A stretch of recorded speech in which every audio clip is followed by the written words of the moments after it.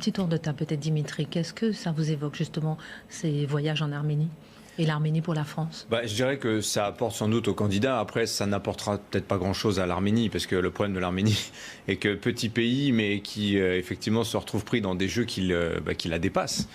Et le conflit avec l'Azerbaïdjan l'a bien montré, Mathieu l'a rappelé, c'est que derrière, il y a des grandes puissances qui sont là. Après, ce que je trouve intéressant, moi, c'est que ces manifestations d'intérêt pour la cause des chrétiens d'Orient, ça met l'Église, la conférence des évêques en porte-à-faux, qui est en train de rédiger un document, on en parlait ce matin sur Europe 1, non pas de recommandations pour l'élection présidentielle, mais de prise de position de l'Église dans ce débat-là. Et alors, pour qui l'Église voterait-elle ?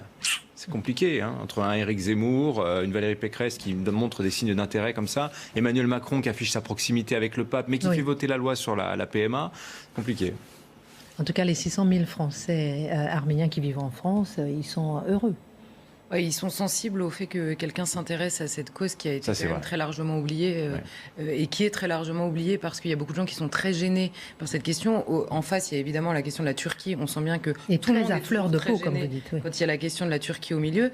Mais moi, j'aime beaucoup l'idée de politique de civilisation parce que non seulement on trouve là-bas les racines, en effet, du christianisme qui a irrigué l'Occident, mais on trouve aussi la promesse faite à l'époque de Saint-Louis par la France aux chrétiens d'Orient, justement d'être présents. Et les chrétiens ont un gros problème là-bas, c'est qu'on vous dit qu'ils cherchent un protecteur en permanence, c'est parfaitement vrai, parce que toutes les autres communautés qui composent ces pays ont, elles, des protecteurs, en général richissimes, et très impliqués dans les conflits régionaux. Donc ça, c'est vrai qu'ils cherchent un protecteur en permanence.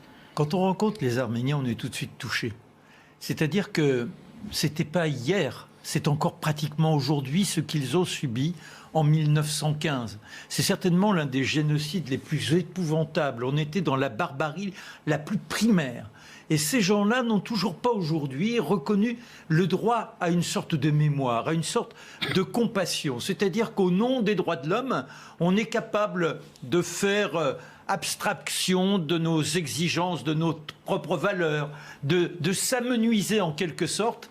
Et là, on a un drame absolu, un drame pour lequel on devrait surtout faire en sorte qu'il y ait une réhabilitation de l'âme de ce peuple, et on l'a jusqu'alors méprisé.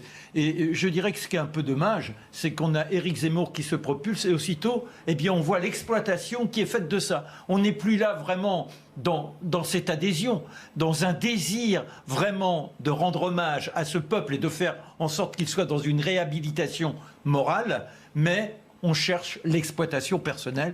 Je ne nomme personne, mais il y a un second voyage, quoi.